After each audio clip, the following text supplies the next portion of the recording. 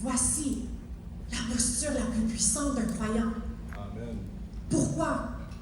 Parce que comme Paul le dit, lorsque je suis faible, je suis fort. Amen.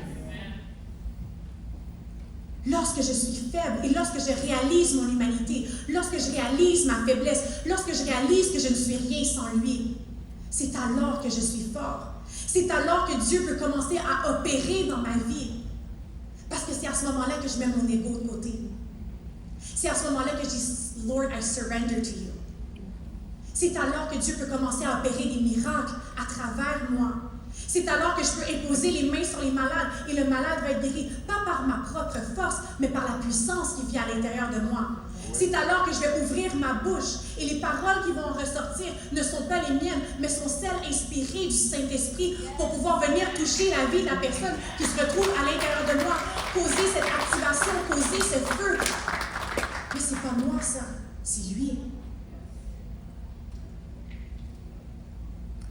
Tant et aussi longtemps qu'on ne traverse pas les adversités qui dépassent nos capacités humaines, jamais on ne réalisera la puissance, la force inhabituelle que Dieu a déposée à l'intérieur de nous.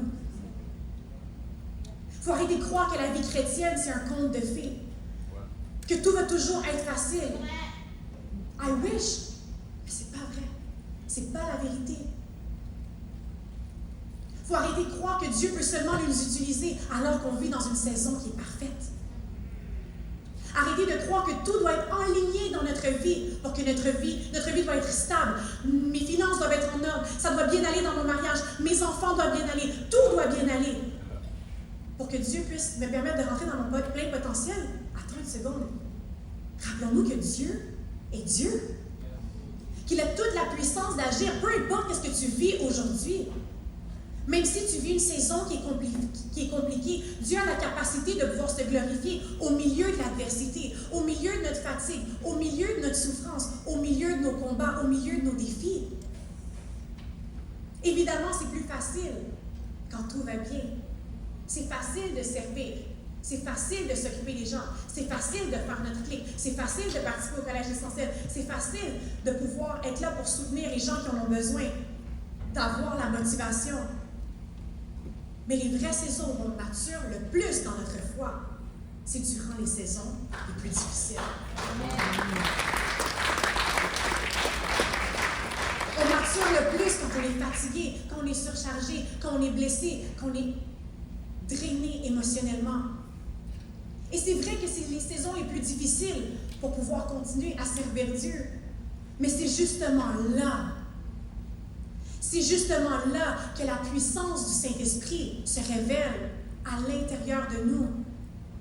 Quand on regarde la vie de Paul, la vie de Christ dont on parlait tout à l'heure, malgré toutes les afflictions, l'opposition qui vivait autour d'eux, la fatigue, l'injustice, la souffrance, toutes ces choses qui les accablaient, ils ont toujours resté sensibles à Dieu.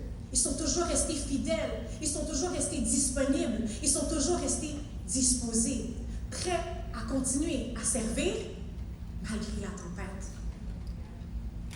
Alors aujourd'hui, je veux te rappeler ceci, que tu n'es pas seul, que le Saint-Esprit vit à l'intérieur de toi.